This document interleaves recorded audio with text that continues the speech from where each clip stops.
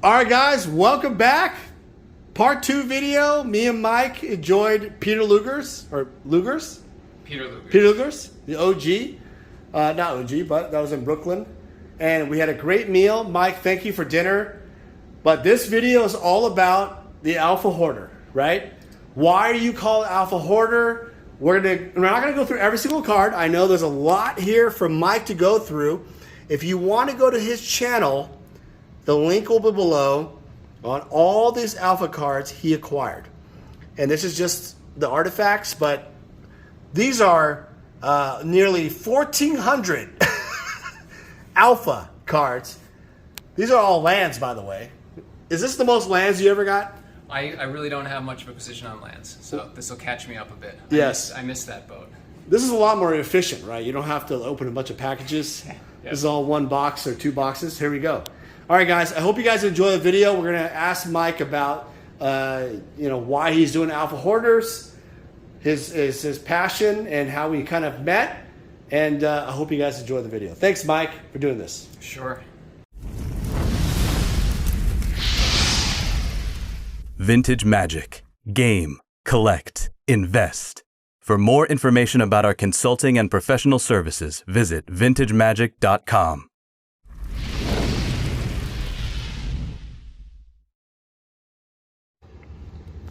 And guys, we are at 11:11 p.m. Eastern Standard Time. This is the commitment we have.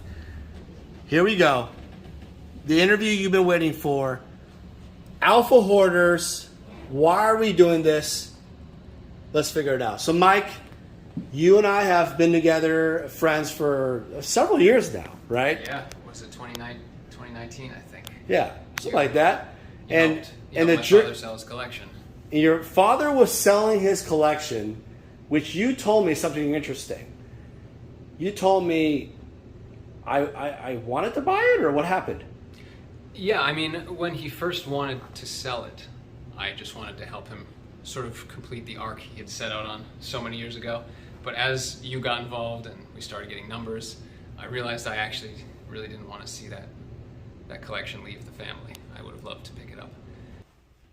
All right, guys, now the fan's off. All right, good. So, Mike, your father was selling his collection. You had an opportunity to buy it. Why did you not buy it? Yeah, so when we started arranging to actually sell it, he suggested that he could just give it to me. But I didn't want to do that. Like I said, he had sort of set out on a journey a long time ago. You know, he believed in these cards. He'd stayed in the hobby for many years when I had, I had left the hobby.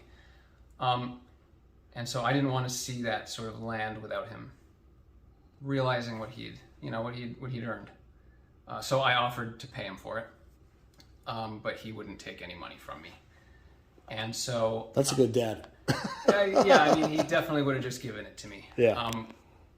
And I just didn't feel like that was the ending that he had sort of earned, in the sort of years of attentive dedication to building those collections.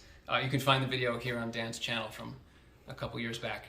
Guys, the link will be below. Awesome video. Your dad, what is his name again? I'm sorry? Dennis. Dennis put this incredible, he's a computer programmer. He had like quantity counts of every set.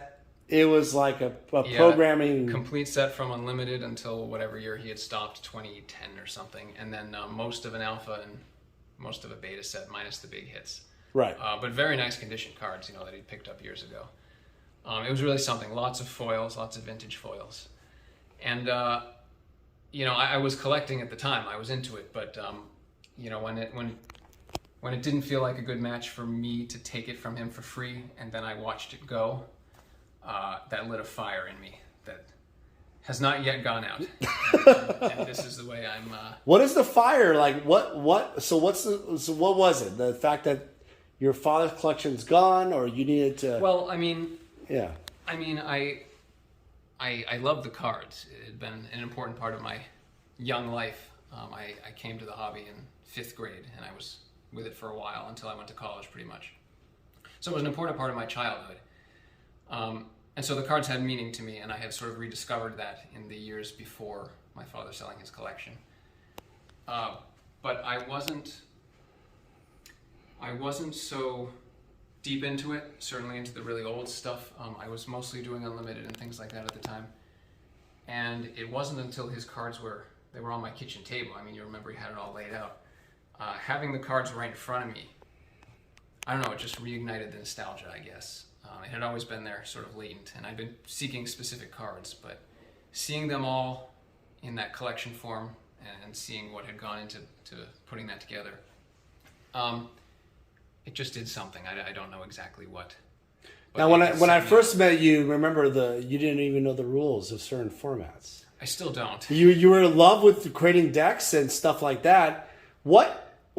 And then you went back and forth, almost like, I want to do unlimited, I want to do a power set. Yeah. What brought you to this craziness, this stuff, the Alpha Hoarder?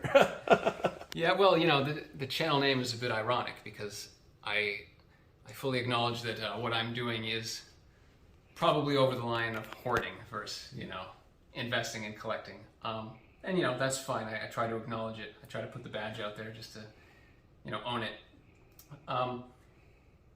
When I started spending real amounts of money on this stuff, that's when I started shifting towards Alpha. When it was becoming more than just a casual side hobby, I wanted to be as wise as one can be with something as speculative as this. And so I started seeking the things that I thought would have the most long-term value, the least speculative. And that happens to intersect with, the cards that were also the most nostalgic. I almost never saw an Alpha card when I was young, but the original art was in revised and 4th edition and stuff. And you heard about these things, back then you didn't have the internet, but you heard about these things. People had a big brother or whatever who had a beta card or something. So you'd see them in the wild, and that just made them all the more fascinating. And so, yeah, I started turning my attention almost entirely to Alpha when after my father's collection sold, after you sold my father's collection. Now, I noticed a couple of things. Like I sold you some pet cards, Summer Magic Sarah Angel, mm-hmm. right? You love Demonic Tutor, stuff like that. Yes. Yes. So you were doing your pet cards, which is normal for collectors. But then you somehow just went all in. You acquired a BGS 9.5 Alpha Lotus, which is the big dog. Yes. You have a beta one still? Yes. A beta 9.5, which is a random. I don't know why you have that. That's a random one. It's more investment. Yeah. So for those of you out there, I'm going to just say it out of the gate. Mike is one of those crypto guys. He invested in crypto, right? He believed in crypto, and he loves the idea of magic. So what happened was, why not buy into something that you really love, right? And that's what happened with crypto. That's part of the story, I would say. Right. Crypto is obviously highly speculative. My opinion on it has changed over the years. We don't need to dig into that now, but the important thing is that I considered it a downgrade in risk to go from crypto to magic. To be clear, crypto was only one part of what sort of went into my Alpha hoarding, but it is one of the reasons I justified going in as heavy as I did, because I was looking to downgrade my risk exposure to crypto. And I really value your investment opinion. This is an investment channel. You have an investment channel too, pretty much in collecting. Why downgrade it? A lot of people believe in crypto, right? Yeah, in a nutshell. It remains likely that it's got a great deal of potential. There's things about it that I think are important and revolutionary and game-changing and all that stuff. But risk and reward are sort of inversely related. The more upside there is, the more downside there tends to be. I have just become increasingly skeptical. The narrative around Bitcoin originally was that it was a currency. It sort of lacks the transaction volume to function as a currency, so the conversation changed, and then it was going to be a store of value. Right. But anyone who's put money into crypto knows that you don't do it to store value. You do it because you think it's going to appreciate in value. And so then the narrative became, well, it's a hedge against inflation. But when the market crashed, it became clear that it was not hedging against inflation. And so it's been a long time now. 2009 or something? It's been over a decade. You've invested crypto? No, not me personally. Oh, wow. I didn't get involved until, I don't know, 2015 or 2014 or something. But Bitcoin has been trying to find its role since 2009, I think. You have to check me on that. What's the lowest price you ever bought Bitcoin? 500 or something is when I really... $500? Is when I really started getting into it. That's like a basalt monolith or a black vice in a way. But... after that much time, the fact that it remains unclear what its role is going to be is not to say it doesn't have a role. It's just to say that I was increasingly aware of the risk and increasingly uncomfortable with my exposure. So one of the things that I did was shift some of that into alpha cards. But again, that's only one part of the sort of strategy that I built around the cards. Mike, I really like what you said about that, because the reality is, investing isn't just, I say diversification, right? It's not just going all in on one thing, and also it's changing your habits. And so you segued into alpha, well, other magic, obviously seeing your dad's collection go away. But alpha has become like not just an investment, but it's a passion of yours. It's something you like. I see your videos, by the way, and you're just like, holy mother. Like it's like the first time. And a minute ago, we were just smelling these cards got away. By the way, guys, these cards smell a certain way. Yes. It's weird. They have the smell. You all know what we're talking about. Yes, you all know what we're talking about. What is it about alpha that just like blows your mind? Like, what is it about it just to this day? It's just... I mean, it's hard to say exactly. Like I said, I didn't actually grow up with many alpha cards. But the fact that the art is uncommon, the fact that the art is nostalgic to me makes it easier to appreciate alpha. But then as far as just being a participant in the hobby, the fact that alpha is so rare, I mean, one thing I think a lot of people do when they enter a collectible hobby is you seek things that are very rare, and alpha cards, particularly in good condition, I mean, look at this. Yeah. Cards like this are just not out there much. And a collection like this one is unheard of. I've never seen one like this. So highlight the collection, guys. Mike will do it in his videos. Mike, I think it was 15 lightning bolts. 15 alpha lightning bolts. In good condition. Yeah. I mean, you just don't see that. It just doesn't exist. Decent condition, and then you have ones where there's some rares here and there. This particular guy was an original Wizards of the Coast investor. People are going to be like, what the hell's going on? And this all came from an investor who just believed in collecting and loved the cards. And one thing I always tell you guys in the videos is if you look at the kind of this part here, if it's green and ugly and yellow, it's played. But look at this stuff. It's just like, it's almost like manufactured. It's insane. Mike, you've opened a lot of stuff in your, days. I've seen your channel opening cards. Mm-hmm. Have you seen the quantity of this level ever? Never in one place. No, never. Since I started the channel, I've had a lot of people approach me selling collections and things, and there's definitely some avid collectors out there. Some I would even call hoarders. I've never seen anything quite like this. It's why you and I started chatting. I think when this crossed your radar, there's something about just how rare they are that draws me to it. First edition is always the best. The first edition, yeah. And guys, included in the collection was the original, I believe, is the Alpha. By the way, comments below. How do you determine Alpha starter deck box? It's the same thing, napkins and stuff included. This was the, I would say, the Alpha booster box with the top gone. I mean, classic.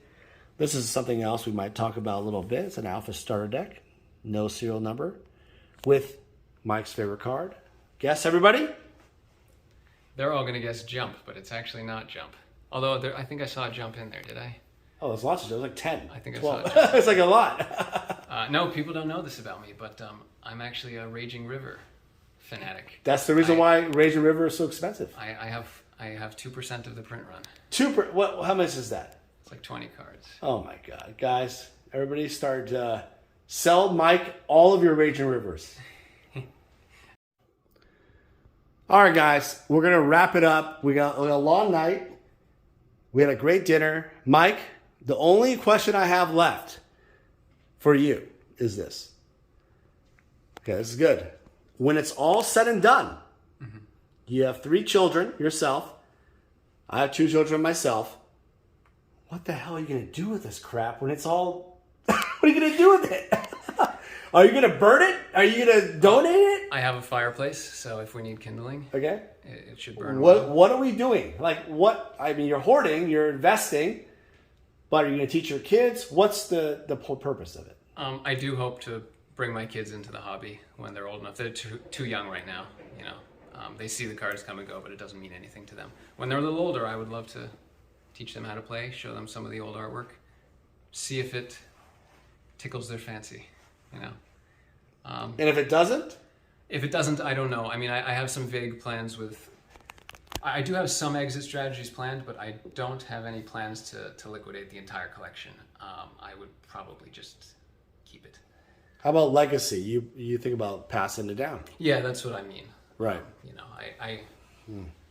know, hopefully my situation in life remains stable. Of course, if it doesn't, then, you know, I might have to make other arrangements. But unless it's necessary, I don't have particular plans to unwind most of the position. Now, there's some cards where I just have piles of them. And, you know, maybe when I'm much older, that's not piles. Piles. Like what? What card? Well, Jump. I have quite a few. How many do you have? Most of the commons, actually. How many do you have of Jump? Jump. I now have 110 plus whatever's in here.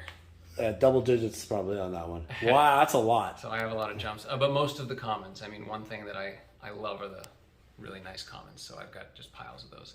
You know, maybe that's not practical at some point, and I may unwind some of those positions, but it's not really in my game plan. Again, the name, the Hoarder channel name, is meant to be ironic. I'm fully acknowledging that there's something more to what I'm doing here. There's a passion for the hobby that goes a little bit beyond just investing. You know, if it weren't an investment instrument, I wouldn't spend the kind of money that I do, because that would just be unwise. So that is in there, but more so is just, I love the cards. Most people watching probably understand. Anyone that listens to my channel, I think, understands. But yeah, that's what it is. There you go, guys. Alpha Hoarder on YouTube. Mike, thank you so much. We had a wonderful dinner at Peter Luger's. Watch the other video where we just kind of did a video about eating and just, I don't know, eating. There's a lot of eating. It's funny, like 2 or 3 years ago when COVID happened, there was a rule in New York. You couldn't get out of your freaking hotel room. Yeah, it was like a 7-day lockdown, but you were only here for one night or something. And I delivered the Alpha Lotus, the 9.5, and the Beta Lotus. And we had Peter Luger's on a bed. We played a game of Alpha 40. I sat over there. You sat over here. Threw the cards in the middle. Boom. And then today we had the real deal Peter Luger's. Mike, I want to tell everybody I appreciate your friendship. You know, just over the years, your support. And guys, Mike's a great guy. You know, if you guys ever meet the guy, he's one of my favorite people in the world. Mike, thank you so much, buddy. To you as well, Dan. Thank you. Thank you. Hey everyone, it's me, Daniel with VintageMagic.com. I want to share with you more about how we handle consignments. So to begin the consignment process, we actually need to start with the consultation service. In this consultation, I will determine what you're looking to do. And generally, consigners usually tell me, hey Dan, I'm looking to sell my items and maximize the value of their collection. After we determine through the consultation, I usually like to do an appraisal process. And an appraisal process in terms of a consignment is more fitted towards authenticity and valuation for current market values. From there, after a contract is crafted and signed, We will then receive the items from you. The reason why our consignment process is very thorough is we also identify cards that could be graded so then they can maximize higher dollar values. So the payment process is very simple. Once we have sold your items, you'll get an updated ledger and we will process payment for whatever form of payment you need. As a consignor, you're gonna experience our white glove service. What that means is I'm gonna personally handle your collectibles from beginning to end. And rest assured, the client that purchases your collectibles will also receive the same white glove service. It's a signature service that I really pride myself on in working closely with my clients. Vintage Magic. Game, collect, invest. For more information about our consulting and professional services, visit vintagemagic.com.